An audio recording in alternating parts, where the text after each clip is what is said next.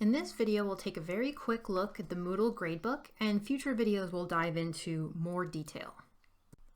So why use the Moodle Gradebook? I think the most important reason is that it increases transparency for students. Students can log into Moodle and look at the gradebook to see their individual grades on assignments and activities, and they can also see their running course totals. So that information is available to them so they can track their own progress. It can also help you stay organized because many activities in Moodle will grade themselves or will be very easy to grade. And so you don't have to go to the extra step of keeping a paper gradebook or somehow organizing grades in another manner.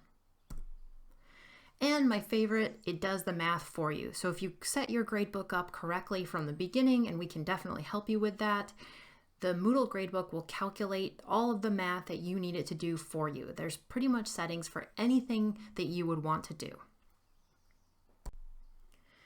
A very quick snapshot of the Moodle Gradebook.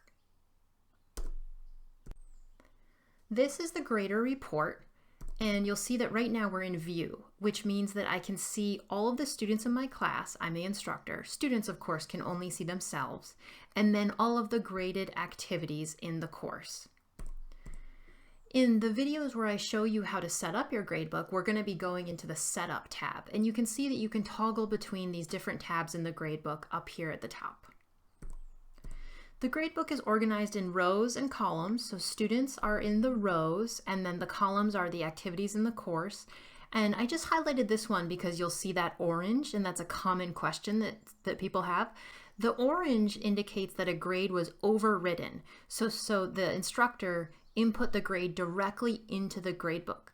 For most activities that are graded in Moodle, you'll want to do your grading in the activity itself. So for example, you'll input a student's grade directly into the discussion forum activity or into the assignment activity.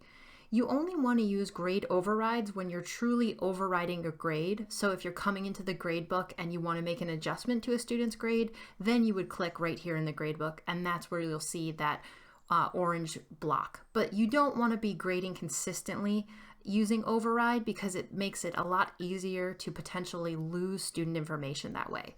So we'll talk more about that, but just note that if you see a lot of orange in your gradebook, there's probably a better way to be grading.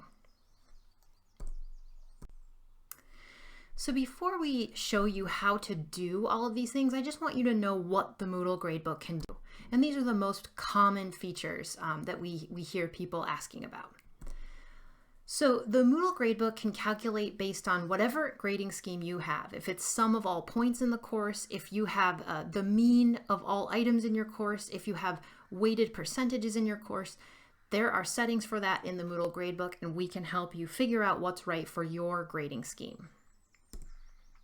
You can either exclude or include empty grades. So what this means is if you have an empty cell in the gradebook, so imagine the first week of class, most of the cells in your gradebook are going to be empty.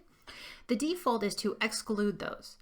And that means that the student's grade, if they got a 100 on the first activity in the course, and that's the only graded activity, their course total will show as 100 because it's excluding all of the other grades because there's nothing in them. They're empty cells. This is something to keep in mind because when students have a 0 or should be excused from an assignment, there are settings to configure that. So just know that the gradebook can exclude or include empty grades, and the default is that they are excluded. The gradebook can drop the lowest number of grades. So if you have students can take 10 quizzes and you're going to drop the 2 lowest of those quiz grades, that can all happen automatically through settings in the gradebook. You can also display grades either as values, so just the number of the score that the student received, percentages, or letters. So if you want, you can have grades display as A, B, C, etc. Just know that there have to be numbers underneath that no matter what, there are numbers because Moodle has to be able to do the math to calculate the final grade. I spoke about overriding grades, and you can do that when you need to, and there are definitely times where you would want to go in and make a change to a grade, and you can just manually override that grade. You can also hide or show grades. So if for some reason you want to hide a grade on an activity for a certain period of time so that students don't see that, you can do that. You could hide the course total for a limited period of time. But I recommend, in general, to keep grades visible to students so they can check their own progress. And you can apply extra credit. This takes a little bit of setup, and we're happy to help you with that, but know that you can calculate items as extra credit so that they won't be calculated toward the total, but will apply as that extra credit as needed.